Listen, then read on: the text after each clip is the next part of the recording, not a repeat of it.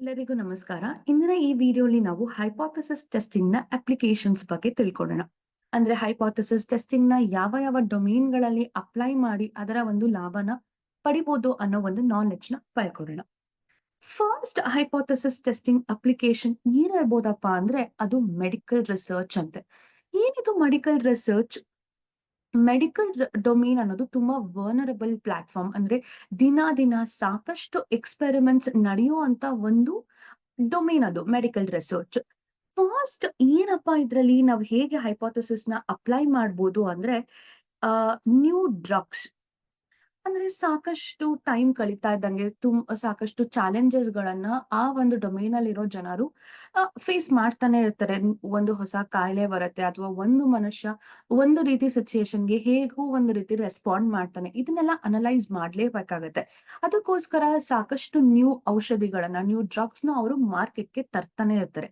ಈ ಒಂದು ಔಷಧಿಗಳನ್ನ ಜನರ ಮೇಲೆ ಎಕ್ಸ್ಪೆರಿಮೆಂಟ್ ಮಾಡಿದಾಗ ಅವ್ರು ನಮಗೆ ಯಾವ ರೀತಿ ರೆಸ್ಪಾಂಡ್ ಮಾಡ್ಬೋದು, ಯಾವ ರೀತಿ ಪ್ರತಿಕ್ರಿಯೆ ಕೊಡ್ಬೋದು, ಇವನ್ನ ನಾವು ಅನಲೈಸ್ ಮಾಡ್ಬೇಕು ಅಂದ್ರೆ ನಾವು ಈ ಹೈಪೋಥೆಸಿಸ್ ಟೆಸ್ಟಿಂಗ್ ನ ಯೂಸ್ ಮಾಡ್ಬೋದು.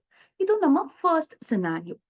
ಸೆಕೆಂಡ್ ಏನಪ್ಪಾ ಅಂತಂದ್ರೆ ಸೇಮ್ ಒಂದು ಸಿಚುಯೇಷನ್ ಇರುತ್ತೆ, ಒಂದು ಕಾಯಿಲೆ ಇರುತ್ತೆ ಅಥವಾ ಒಂದು ಸಿನಾರಿಯೋ ನಮಗೆ ಹುಟ್ಟಿರುತ್ತೆ. ಅದನ್ನ ಕ್ಯೂರ್ ಮಾಡೋದಕ್ಕೆ ಸಾಕಷ್ಟು ಮೆಥಡಾಲಜಿಗಳನ್ನ ಅಪ್ಲೈ ಮಾಡ್ತಿರ್ತಾರೆ. ಅಂದ್ರೆ ಒಂದೇ ಕಾಯಿಲೆನ ಕ್ಯೂರ್ ಮಾಡೋದಕ್ಕೆ ಟ್ರೀಟ್ಮೆಂಟ್ 1, ಟ್ರೀಟ್ಮೆಂಟ್ 2, ಟ್ರೀಟ್ಮೆಂಟ್ 3 ಈ ತರ ಅಪ್ಲೈ ಮಾಡ್ತಾ ಹೋಗ್ತಾರೆ.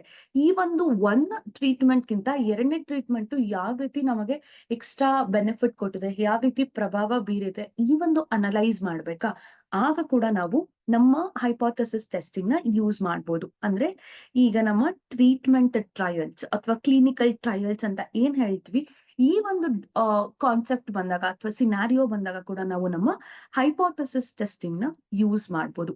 ಇದು ನಮ್ಮ ಮೊದಲನೇ ಡೊಮೇನ್ ನ ಅಪ್ಲಿಕೇಶನ್. ಅದು ಒಂದು ಮೆಡಿಕಲ್ ರಿಸರ್ಚ್. ಮುಂದೆ ಹೋಗ್ತಾ ಏನಪ್ಪಾ ಸೆಕೆಂಡ್ ಅಪ್ಲಿಕೇಶನ್ ಇದೆ ಅಂದ್ರೆ ಮಾರ್ಕೆಟ್ ರಿಸರ್ಚ್ ಅಂತ.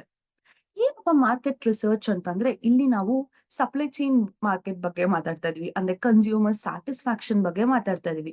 ಅಂದ್ರೆ ಸಾಕಷ್ಟು ಬ್ರಾಂಡ್ಸ್ ಇರುತ್ತೆ, ಒಂದೇ ಪ್ರಾಡಕ್ಟ್ ಗೆ ಸಾಕಷ್ಟು ಬ್ರಾಂಡ್ಸ್ ಇರುತ್ತೆ.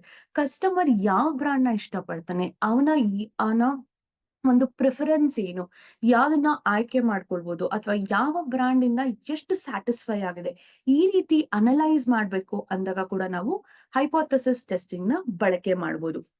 Consumer preferences, satisfaction with the brand. ಅಂದ್ರೆ ನನಗೆ ಒಂದು ಪ್ರಾಡಕ್ಟ್ಗೆ ಎಕ್ಸ್ ಬ್ರಾಂಡ್ ಇಷ್ಟ ಆಗತ್ತೆ, ಯಾಕೆ ಇಷ್ಟ ಆಗ್ಬೋದು, ಅಥವಾ ಆ ಬ್ರಾಂಡ್ ಗಳಲ್ಲಿ ನಾನು ಏನಾದ್ರು ಇಂಪ್ರೂವೈಸ್ ಮಾಡಿದ್ರೆ ನನ್ನ ಮಾರ್ಕೆಟ್ ಹೆಚ್ಚಾಗ್ಬೋದಾ, ಈ ರೀತಿ ಏನಾದ್ರು ಕಂಪನಿ ಅನಲೈಸ್ ಮಾಡ್ಬೇಕು ಅಂದ್ರೆ ಹೈಪೋಥೆಸಿಸ್ ಟೆಸ್ಟಿಂಗ್ ನ ಯೂಸ್ ಮಾಡ್ಬೋದು. ಅಂದ್ರೆ ನಾವ್ ನೋಡ್ತಾ ಇರ್ಬೋದು ಸಾಕಷ್ಟು ಈ ಕ್ಯಾಂಪೇನ್ಸ್ ನಡೀತಾ ಇರತ್ತೆ, ಅಡ್ವರ್ಟೈಸ್ಮೆಂಟ್ಸ್ ಪಾಪ್ ಆಗ್ತಿರತ್ತೆ.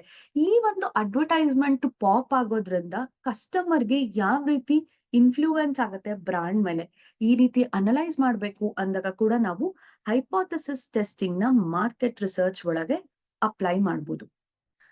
ಇಂಟ್ರೆಸ್ಟಿಂಗ್ ಅನಿಸ್ತಿದೆ ಅಲ್ವಾ? ಫಸ್ಟ್ ಒಂದು ಮೆಡಿಕಲ್, ಸೆಕೆಂಡ್ ಒಂದು market research.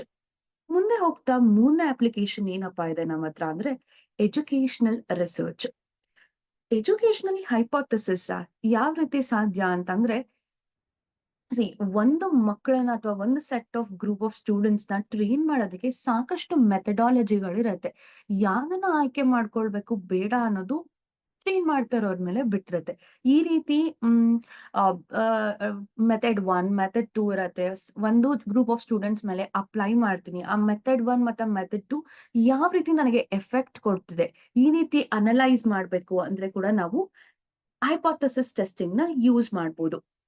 Effectiveness of teaching methods ಅಂದ್ರೆ ಸೇಮ್ ಗ್ರೂಪ್ ಆಫ್ ಸ್ಟೂಡೆಂಟ್ಸ್ಗೆ ಒಂದು ನ್ಯೂ ಮೆಥಡಾಲಜಿನ ಅಪ್ಲೈ ಮಾಡಿ ಆ ಮೆಥಡಾಲಜಿಯಿಂದ ಅವರ ಮಾರ್ಕ್ಸ್ ಗಳನ್ನ ಕಲೆಕ್ಟ್ ಮಾಡಿ ಏನಾದ್ರೂ ಚೇಂಜ್ ಇದೆಯಾ, ಏನಾದ್ರೂ ಚೇಂಜ್ ಇಲ್ವಾ, ಅಥವಾ ಯಾವ ರೀತಿ ಸ್ಪಂದಿಸ್ತಿದ್ದಾರೆ, ಈ ರೀತಿ ಅನಲೈಸ್ ಮಾಡ್ಬೇಕು ಅಂದಾಗ ಕೂಡ ನಾವು ಎಜುಕೇಶನಲ್ ರಿಸರ್ಚ್ ಅಲ್ಲಿ ಹೈಪೋಥೆಸಿಸ್ ಟೆಸ್ಟಿಂಗ್ ನ ಬಳಸ್ಬೋದು. ಇಲ್ಲ ಸೇಮ್ ಮೆಥಡಾಲಜಿಗೆ ಗ್ರೂಪ್ 1, ಗ್ರೂಪ್ 2, ಗ್ರೂಪ್ 3 ಮಕ್ಳು ಇರ್ತಾರೆ. ಯಾವ ಗ್ರೂಪ್ ಮಕ್ಕಳು ಯಾವ ರೀತಿ ಮೆಥಡಾಲಜಿಗೆ ಹೊಂದ್ಕೊಳ್ತಾರೆ, ಈ ರೀತಿ ಕಂಪ್ಯಾರಿಸನ್ ಮಾಡ್ಬೇಕು ಅಂದಾಗ ಕೂಡ ನಾವು ಹೈಪೋಥೆಸಿಸ್ ಟೆಸ್ಟಿಂಗ್ ನ ಯೂಸ್ ಮಾಡ್ಬೋದು. ಇಲ್ಲ ಯಾವ್ದಾದ್ರು ಹೊಸ ಕರಿಕ್ಯುಲಮ್ ತಗೊಂಡ್ ಬರ್ತಿದ್ರೆ, ಇಲ್ಲ ಯಾವ ರೀತಿಯನ್ನ ನಾನು ಹೊಸ ಇವ್ಯಾಲ್ಯೂಯೇಷನ್ ನ ಮೆಥಡ್ ನ ತಗೊಂಡ್ ಬಂದು ಅಪ್ಲೈ ಮಾಡ್ತೀನಿ ಅಂದ್ರೆ ಇವಕ್ಕೆಲ್ಲ ಮಕ್ಕಳು ಯಾವ ರೀತಿ ಸ್ಪಂದಿಸ್ತಾರೆ ಅನ್ನೋದ್ರ ತಿಳ್ಕೊಳ್ಬೇಕು ಅಂದಾಗ ಕೂಡ ನಾವು ನಮ್ಮ ಹೈಪೋಥೆಸಿಸ್ ಟೆಸ್ಟಿಂಗ್ ನ ಎಜುಕೇಶನಲ್ ರಿಸರ್ಚ್ ಅಲ್ಲಿ ಅಪ್ಲೈ ಮಾಡ್ಬೋದು. ಈ ರೀತಿ ಎಜುಕೇಶನ್ ಅಲ್ಲೂ ಕೂಡ ಹೈಪೋಥೆಸಿಸ್ ಟೆಸ್ಟಿಂಗ್ ನ ಫುಟ್ ಪ್ರಿಂಟ್ ಇದೆ. ನೆಕ್ಸ್ಟ್ ಬಂದು ಎನ್ವಿರಾನ್ಮೆಂಟಲ್ ಸೈನ್ಸ್. ಎನ್ವಿರಾನ್ಮೆಂಟ್ ನಮ್ಮ ಸರೌಂಡಿಂಗ್ಸ್ ಬಗ್ಗೆ ಅಥವಾ ನಮ್ಮ ಸುತ್ತಮುತ್ತಲಿನ ಜಗತ್ತಿನ ಬಗ್ಗೆ ಕೂಡ ನಮ್ಮ ಅನಾಲಿಸಿಸ್ ಅಥವಾ ಅನಲೈಸೇಷನ್ ಬೇಕು ಅಂದ್ರೆ ನಾವು ನಮ್ಮ ಏನಂದ್ರ ಹೈಪೋಥೆಸಿಸ್ ಟೆಸ್ಟಿಂಗ್ ನ ಅಪ್ಲೈ ಮಾಡ್ಬೋದು. ಅಂದ್ರೆ ಆ ಈ ಈ ರೀತಿ ಈಗಂತೂ ನೋಡ್ತಾ ಇದ್ರೆ ತುಂಬಾನೇ ಚೇಂಜಸ್ ಇದೆ. ಯಾವಾಗ ಯಾವ ರೀತಿ ನಮ್ಮ ಎನ್ವಿರಾನ್ಮೆಂಟ್ ಅಥವಾ ನಮ್ಮ ಸರೌಂಡಿಂಗ್ಸ್ ನಮ್ಗೆ ಒಂದು ರೆಸ್ಪಾನ್ಸ್ ಕೊಡುತ್ತೆ ಅನ್ನೋದ್ರ ಬಗ್ಗೆ ಒಂದು ಐಡಿಯಾನೇ ನಮಗಿರೋದಿಲ್ಲ. ಈ ರೀತಿ ಅನಲೈಸಿಂಗ್ ಮಾಡ್ಬೇಕು ಅಂದಾಗ ಕೂಡ ನಾವು ಎನ್ವಿರಾನ್ಮೆಂಟಲ್ ಸೈನ್ಸ್ ಅಲ್ಲಿ ಹೈಪೋಥೆಸಿಸ್ ಟೆಸ್ಟಿಂಗ್ ನ ಅಪ್ಲೈ ಮಾಡ್ಬೋದು. ಅಂದ್ರೆ ಸಾಕಷ್ಟು ಪೊಲ್ಯೂಷನ್ ಆಗ್ತಿದೆ, ಸಾಕಷ್ಟು ಚೇಂಜಸ್ ನಡೀತಾ ಇದೆ. ಇವೆಲ್ಲ ಚೇಂಜಸ್ ನಮ್ಮ ಎಕೋಸಿಸ್ಟಮ್ ಮೇಲೆ ಯಾವ ರೀತಿ ಪ್ರಭಾವ ಬೀರ್ತಿದೆ ಅನ್ನೋದ್ರ ಮೇಲೆ ಕೂಡ ಅನಲೈಸ್ ಮಾಡ್ಬೇಕು ಅಂದ್ರೆ ಮಾಡ್ಬೋದು. ಇಲ್ಲ ರೀಸೆಂಟ್ ಆಗಿ ನೋಡ್ಬೋದು, ನಮ್ಮ ತಾಪಮಾನ ಎಲ್ಲಿಗೋ ಹೋಗ್ಬಿಡ್ತು. 50 ಡಿಗ್ರೀಸ್ ಎಲ್ಲ ನೋಡ್ಬಿಟ್ವಿ. 42 ಡಿಗ್ರೀಸ್ ಎಲ್ಲ ಯಾವ್ದೋ ಒಂದು ಜಾಗ ನೋಡ್ದೇ ಇರೋ ಜಾಗ ಎಲ್ಲ ನೋಡ್ತಾ ಬಂತು. ಈ ರೀತಿ ವಲ್ನರಬಲ್ ಚೇಂಜಸ್ ಆದಾಗ ನಾವು ಹೇಗೆ ಎಕೋಸಿಸ್ಟಮ್, ನಾವೆಲ್ಲರೂ ಹೇಗೆ, ಎಲ್ಲಾ ಜೀವಗಳು ಹೇಗೆ ಸ್ಪಂದಿಸುತ್ತೆ ಅನ್ನೋ ಒಂದು ಅನಲೈಸಿಂಗ್ ಬೇಕಂದ್ರೆ ಹೈಪೋಥೆಸಿಸ್ ಟೆಸ್ಟಿಂಗ್ ನ ಅಪ್ಲೈ ಮಾಡ್ಬೋದು. ಇಲ್ಲ ತುಂಬಾ ಕ್ಲೈಮ್ಯಾಟಿಕ್ ಚೇಂಜಸ್ ತುಂಬಾ ವರ್ನರಬಲ್ ಆಗ್ತದೆ. ಇದರಿಂದ ನಮ್ಮ ಬಯೋಡೈವರ್ಸಿಟಿ ಅಂದ್ರೆ ಎಲ್ಲರೂ, ಎಲ್ಲಾ ಜೀವಜಂತುಗಳು, ನಾವು ಎಲ್ಲರೂ ಸೇರಿ ಯಾವ ರೀತಿ ಪ್ರತಿಕ್ರಿಯೆ ಕೊಡ್ಬೋದು, ಏನಾದ್ರೂ ಲೈಫ್ಗೆ ಇಂಪ್ಯಾಕ್ಟ್ ಆಗುತ್ತಾ, ಇನ್ನೊಂದ್ರ ಬಗ್ಗೆ ತಿಳ್ಕೊಳ್ಬೇಕು ಅಂದಾಗ ಕೂಡ ನಾವು ಹೈಪೋಥೆಸಿಸ್ ಟೆಸ್ಟಿಂಗ್ ನ ಈ ಒಂದು ಡೊಮೇನ್ ಅಲ್ಲಿ ಅಪ್ಲೈ ಮಾಡ್ಬೋದು.